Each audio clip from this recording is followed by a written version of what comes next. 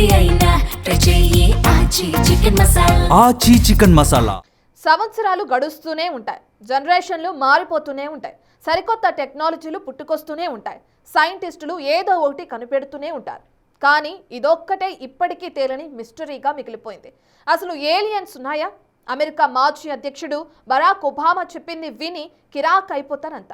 అసలు ఒబామా ఏమన్నారు?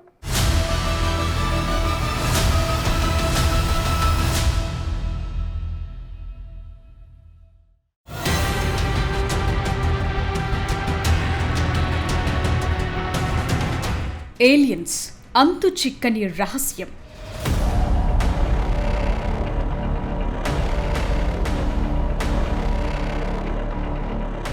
గ్రహాంతర వాసులు నిజంగా ఉన్నారా?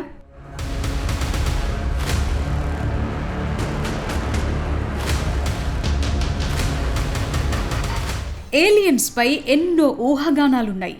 వాళ్ళు ఇప్పటికీ ఓ మిస్టరీనే. గ్రహాంతర వాసులకు గుర్తు తెలియని ఎగిరే వస్తువుల లాంటి వాటితో అమెరికాలోని ఏరియా 51కి బలమైన లింక్స్ ఉన్నాయనే ప్రచారం కూడా ఎప్పటి నుంచో ఉంది. దీనిపై అమెరికా మాజీ ప్రెసిడెంట్ బరాక్ ఒబామా ఓ ఇంటర్వ్యూలో ఇంట్రెస్టింగ్ కామెంట్స్ చేశారు. ఏదో ఒక గ్రహంపై గ్రహాంతర వాసులు ఉండే ఉంటారనే విషయాన్ని తాను బలంగా నమ్ముతున్నానని చెప్పారు. కానీ ఏలియన్స్ ని ఏరియా 51లో అమెరికా నిర్బంధించిందనే ఊహాగానాల్లో నిజం లేదని స్పష్టం చేశారు. దీన్ని నిరూపించడానికి ఎలాంటి ఆధారాలు కూడా లేవన్నారు.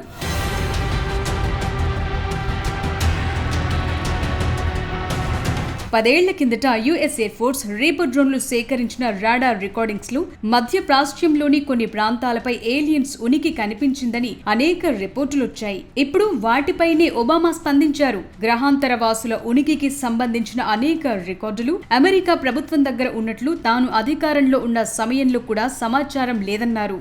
ఈ సువిశాల విశ్వంలో మనమే కాకుండా ఇతర జీవులున్నాయా అనే ప్రశ్నకు దశాబ్దాలుగా సమాధానం దొరకటం లేదు. ఈ పరిస్థితుల్లో ఒబామా చేసిన కామెంట్స్ ప్రపంచ వ్యాప్తంగా ప్రకంపనలు సృష్టిస్తున్నాయి. ఇంటర్నెట్, సోషల్ మీడియాలో ఇదే ట్రెండ్ అవుతోంది. ఇదే సమయంలో అమెరికాలోని నెవాడాలో ఉన్న ఏరియా 51 పైన చర్చ జరుగుతోంది.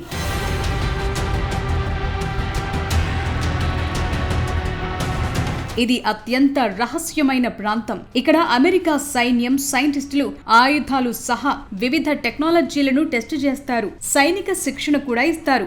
ఈ స్థావరాన్ని 1955లో ఏర్పాటు చేశారు.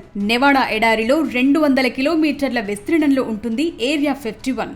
ఇక్కడ గతంలో లాక్హీడ్ మార్టిన్ U-12 నిఘా విమానాలను టెస్ట్ చేశారు. ఆ తరువాతి నుంచి సీక్రెట్ ఫైటర్ జెట్ల పనితీరును ఇక్కడే అంచనా వేశారు. ఈ ప్రాంతం చాలా కాలంగా ఏలియన్స్, UFO సైటింగ్స్ తో ముడిపడి ఉంది. అయితే అమెరికా ప్రభుత్వం 2013 వరకు ఈ స్థావరం ఉనికిని అధికారికంగా అంగీకరించలేదు. ఇప్పుడు దాన్ని తొలగించారు.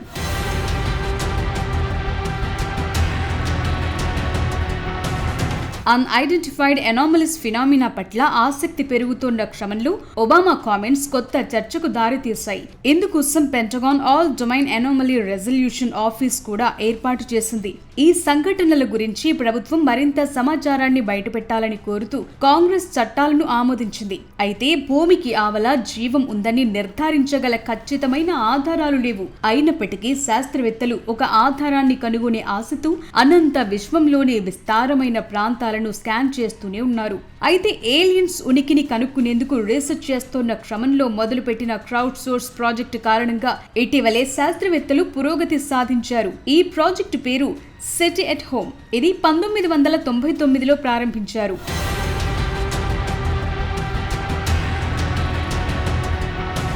ప్రపంచవ్యాప్తంగా లక్షలాది మంది వాలంటీర్లుగా పాల్గొన్నారు. ప్యూర్టో రికోలోని అరెసిబో అబ్జర్వేటరీ నుంచి వచ్చిన డేటాలు అసాధారణ రేడియో సంకేతాలను గుర్తించడమే లక్ష్యంగా పెట్టుకున్నారు. 2020లో కేబుల్ ఫెయిల్యూర్ కారణంగా భారీ రేడియో టెలిస్కోప్ కూలిపోయింది. ప్రాజెక్ట్ అకస్మాత్తుగా ఆగిపోయింది. అయితే 21 సంవత్సరాల డేటాలో 12 బిలియన్లకు పైగా ఇంట్రెస్టింగ్ సిగ్నల్స్ గుర్తించారు. పరిశోధకులంతా ఇప్పుడు ఆ ఫలితాలను తనిఖీ చేస్తున్నారు. ప్రస్తుతం చైనా ఫాస్ట్ రేడియో టెలిస్కోప్ ని ఉపయోగించి తిరిగి పరిశీలిస్తున్నారు. ఇదిలా ఉంటే 4 ఏళ్ల కిందట కూడా UAP, UFO గురించి ఒబామా మాట్లాడారు. ఆకాశంలో వింతగా ప్రయాణించే వస్తువుల వీడియోలు, రికార్డులున్నాయని, అవి ఎలా, ఎంత వేగంగా ప్రయాణిస్తున్నాయో మనకు అర్థం కాదని అప్పట్లోనే ఆయన అంగీకరించారు.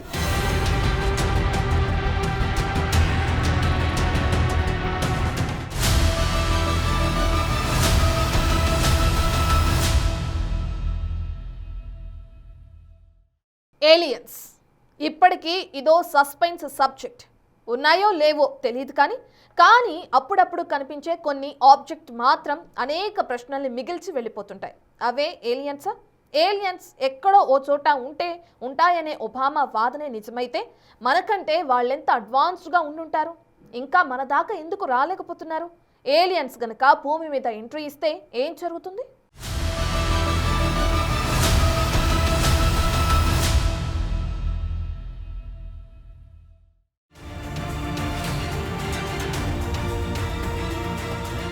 ఏలియన్స్ అనే పదం వింటే చాలు ఆటోమేటిక్ గా ఓ ఉత్కంఠ మొదలవుతుంది. అంతకు మించిన డౌట్స్ మెదడులో మెదులుతాయి.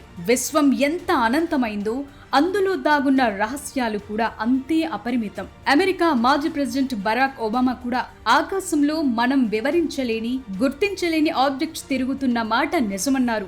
ఇది విన్నాక సైంటిస్టులకే కాదు సామాన్యులకు కూడా అంతు చిక్కని ప్రశ్నలు మొదలయ్యాయి. అసలు ఏలియన్స్ మనకంటే ఎంత అడ్వాన్స్డ్ గా ఉండి ఉంటారు? వారు ఎందుకు మనల్ని కలవట్లేదు? ఒకవేళ వారు వస్తే ఏం జరుగుతుంది? ఈ విశ్వం వయసు దాదాపుగా 14 బిలియన్ సంవత్సరాలు. భూమి పుట్టింది కేవలం 4.5 బిలియన్ ఏళ్ల క్రితమేననే అంచనాలున్నాయి. అంటే మనకంటే కొన్ని కోట్ల సంవత్సరాల ముందే వేరే గ్రహాలపై జీవం ఆవిర్భవించి ఉండే అవకాశం ఉందనే వాదన బలంగా ఉంది. ఒకవేళ అదే నిజమైతే వారి టెక్నాలజీ మన ఊహ కూడా అందనంత స్థాయిలో ఉంటుంది. దీన్ని అర్థం చేసుకునేందుకు కార్దాషియన్ స్కేల్ అనే సిద్ధాంతాన్ని వాడతారు. టైప్ 1 సివిలైజేషన్లు తమ గ్రహం మీద ఉన్న మొత్తం శక్తిని వాడుకోగలరు. అదే టైప్ 2 సివిలైజేషన్లు సూర్యుడి లాంటి నక్షత్రాల నుంచి వచ్చే మొత్తం శక్తిని గ్రహిస్తారు. టైప్ 3 సివిలైజేషన్లో మొత్తం గెలాక్సీలోని శక్తిని కంట్రోల్ చేయగలరు. మనం ఇంకా టైప్ 1 స్థాయికి కూడా చేరుకోలేదు. ఒకవేళ ఏలియన్స్ భూమిని ఇప్పటికే గుర్తించి ఉంటే వారు కనీసం టైప్ 2, టైప్ 3 స్థాయికి చెందిన వారై ఉంటారు. అంటే వారి దగ్గర కాంతి వేగంతో ప్రయాణించే స్పేస్ క్రాఫ్ట్స్ గానీ, వార్మ్ హోల్స్ ద్వారా సెకండ్లలో ప్రయాణించే టెక్నాలజీ గానీ ఉండొచ్చంటున్నారు. ఒకవేళ ఏలియన్సే గనుక ఉండి ఉంటే వాళ్ళంతా ఎక్కడున్నారు? ఇంకా మన దాకా ఎందుకు రాలేకపోతున్నారు అనే ప్రశ్నలు శాస్త్రవేత్తలను వేధిస్తున్నాయి. దీన్ని ఫెర్మి పారాడాక్స్ అంటారు. విశ్వం చాలా విశాలమైంది. కాంతి వేగంతో వెళ్లిన ఓ గెలాక్సీ నుంచి మరో గెలాక్సీకి చేరటానికి 1000 ఏళ్లు పడుతుంది. అంత అడ్వాన్స్డ్ జీవులకు మనం చాలా ప్రాథమిక స్థాయిలో ఉన్నట్లు అనిపించొచ్చు.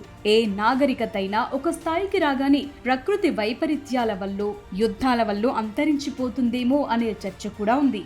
దీన్నే గ్రేట్ ఫిల్టర్ అంటారు. ఒకవేళ ఏలియన్స్ గనుక నిజంగా ఉండి భూమి మీదకొస్తే ఏం జరుగుతుంది? ఇదంతా హాలీవుడ్ సైన్స్ ఫిక్షన్ సినిమాల్లో చూపించినంత సరదాగా ఉండకపోవచ్చు. అందుకే స్టీఫెన్ హాకింగ్ లాంటి మేధావులు ఎప్పుడో హెచ్చరించారు. ఏలియన్స్ గనుక మనల్ని వెతుక్కుంటూ వస్తే అది కొలంబస్ అమెరికాను కనిపెట్టినట్లవుతుందన్నారు. దానివల్ల అక్కడి స్థానిక ప్రజలకు మంచి జరగదని చెప్పారు. అందుకే ఏలియన్స్ ఫ్యాక్టర్ ఆధునిక విజ్ఞాన శాస్త్రం ముందున్న అతి పెద్ద సవాల్. శాస్త్రవేత్తల అంచనా ప్రకారం మన పాలపుంత గెలాక్సీలోనే 100 కోట్ల నక్షత్రాలున్నాయి. విశ్వమంతటా ఇలాంటి గెలాక్సీలు మరెన్నో ఉన్నాయి. గణిత శాస్త్రపరంగా చూస్తే ఎక్కడో ఒక చోట భూమి లాంటి వాతావరణం ఉండి అక్కడ జీవం ప్రాణం పోసుకోవటానికి అవకాశాలున్నాయి. మన గెలాక్సీలో మనతో కమ్యూనికేట్ చేయగలిగే నాగరికతలు ఎన్ని ఉండొచ్చో అంచనా వేయటానికి డ్రేక్ ఈక్వేషన్ ఉంది. దాని ప్రకారం ఏలియన్స్ ఉండే అవకాశాలు చాలా ఎక్కువ ఉన్నాయి. ఇక ఏలియన్స్ గనుక భూమిని కనిపెట్టి మనల్ని సంప్రదిస్తే ఏమవుతుందనే దానిపై భిన్నమైన అంచనాలున్నాయి. ఒకవేళ ఏలియన్స్ గనుక భూమికొచ్చారంటే వారి టెక్నాలజీ మనకు అందనంత స్థాయిలో ఉంటుందని అర్థం. వారి నుంచి క్లీన్ ఎనర్జీ, నయం కాని జబ్బులకు చికిత్సలు, టైం ట్రావెల్ లాంటి రహస్యాలను నేర్చుకునేందుకు వీలుంటుందని చెప్తున్నారు. ఇదే సమయంలో భూమిపై ఉన్న వనరులను ఏలియన్స్ ఆక్రమించుకుంటే పరిస్థితి ఏంటి అనే ఆలోచనలు కూడా ఉన్నాయి. గ్రహాంతర వాసులు గనుక భూమిపైకి వస్తే ఇక్కడ ఉన్న ఆచారాలు, వ్యవహారాలు, వ్యవస్థలన్నీ ఒక్కసారిగా కుప్పకూలిపోతాయి. మనిషి అత్యంత తెలివైనవాడు అని అహంకారం పోయి విశ్వంలో మనం చాలా చిన్నవాళ్లం అనే వాస్తవం అందరికీ అర్థమవుతుంది. మన శాస్త్రవేత్తలు ఏలియన్స్ ని రేడియో టెలిస్కోప్ల ద్వారా అంతరిక్షం నుంచి వచ్చే వింత శబ్దాలను, సిగ్నల్స్ ను వింటున్నారు. అంతేకాదు సుదూర గ్రహాల వాతావరణంలో ఆక్సిజన్, మీథేన్ లాంటి జీవ సంకేతాలున్నాయేమో పరిశోధిస్తున్నారు. ఏదేమైనా ఏలియన్స్ ఇప్పటికీ మనల్ని గమనిస్తూ ఉండొచ్చు, మన సిగ్నల్ కోసం వెయిట్ చేస్తుండొచ్చు. సైన్స్ పరిశోధనలు పెరిగే కొద్దీ ఈ సస్పెన్స్ వీడే అవకాశం ఉంటుంది. ఎందుకంటే కాలం పరుగులు, మనిషి సాధించిన విజయాలు అన్నీ ఇన్ని కావు. సముద్ర గర్భాలను శోధించాం, అణువుని విచ్ఛిన్నం చేశాం, చివరకు అంగారకుడి పైన రోవర్లను దించాం. అయినప్పటికీ అనంతమైన విశ్వంలో మనం ఒంటరి వాళ్లమేనా అనే ప్రశ్నలకు మాత్రం సమాధానం ఇప్పటికీ ఓ మిస్టరీగానే మిగిలిపోయింది.